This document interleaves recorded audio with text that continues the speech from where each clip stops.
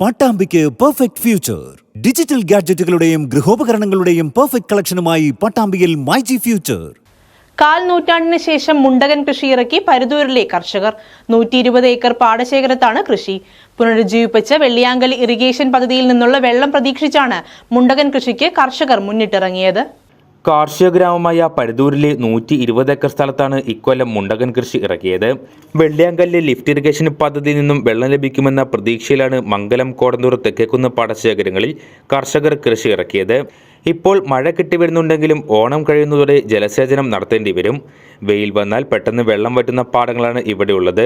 പൊന്മണി വിത്താണ് കൂടുതൽ കർഷകർ കൃഷി ചെയ്തിട്ടുള്ളത്. 60 കുതിരശക്തിയുള്ള 2 മോട്ടോറുകൾ പദ്ധതിക്കുണ്ട്. സ്ഥിരമായ പമ്പ് ഓപ്പറേറ്റർ നിയമിക്കേണ്ടതും കൂടുതൽ കനാലുകൾ കൂടി നിർമ്മിക്കണമെന്നതും അത്യാവശ്യമാണെന്ന് കർഷകർ പറയുന്നു. 100ഓളം കർഷകരാണ് പ്രദേശത്ത് ഉള്ളത്.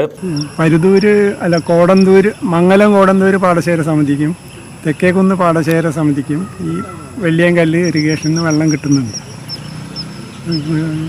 വെള്ളിയാങ്കല്ല് പഴയ പമ്പ് ഹൗസ് പുഴ ഗതിമാറി ഒഴുക കാരണം 25ഓളം വർഷമായിട്ട് പ്രവർത്തനരഹിതമായിട്ട് കിടക്കുകയായിരുന്നു. മന്ത്രി രാജേഷ് ഇടപെട്ടുകൊണ്ട് മംഗലം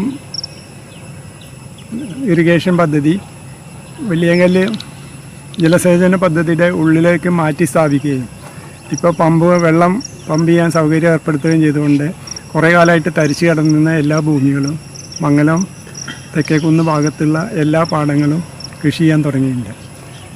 ഒരു വിളയാണ് ഇപ്പോൾ കൃഷി ചെയ്യുന്നത്. വേണമെങ്കിൽ 2 വിളയ്ക്കും വെള്ളം കിട്ടാൻ സാധ്യതയുണ്ട്. ഇനി ഇതിൽ ചെയ്യാൻ പറ്റുന്ന കായലിൽ കുറേ പുഞ്ചനിലങ്ങളുണ്ട്.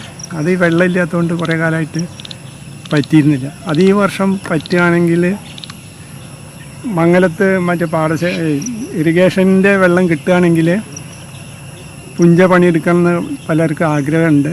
അത് വെള്ളം കിട്ടുമില്ലെന്ന് പറയാൻ പറ്റില്ല, കാരണം കുടിവെള്ളത്തിന് പ്രാധാന്യമുള്ളതാണ്. വേനൽക്കാലത്ത് വെള്ളം കിട്ടുകയാണെങ്കിൽ കായലിൽ ഇതുപോലെ ഒരു 10-200 ഏക്കറോളം സ്ഥലം പുഞ്ചസ്ഥലം വെറുതെ കിടക്കുന്നുണ്ട്. കൊല്ലങ്ങളായിട്ട് പുഞ്ച പണി ചെയ്യാതെ കിടക്കുന്നുണ്ട്. അത് വെള്ള സൗകര്യം ഇല്ലാത്തതുകൊണ്ട് പഴയ കാലത്ത് അത് തിലാത്തിനൊക്കെ തേവിയിട്ടാണ് പണിയെടുത്തിരുന്നത്. അപ്പോൾ പിന്നെ ആൾക്കാർ അതൊന്നും ചെയ്യുന്നില്ല.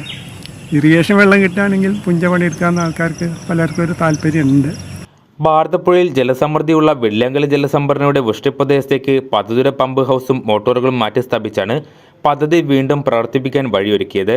മംഗലം പുനം ഭാഗത്തെ 1/2 കിലോമീറ്റർ സ്ഥലത്ത് പുതിയ കനാൽ നിർമ്മിക്കുകയും ചെയ്യുന്നതോടെ പ്രദേശത്ത് 2ാം വിളക്കൊയ്ത്തിനു ശേഷം പുഞ്ചകൃഷിയും ചെയ്യാൻ കഴിയുമെന്ന പ്രതീക്ഷയിലാണ് കർഷകർ.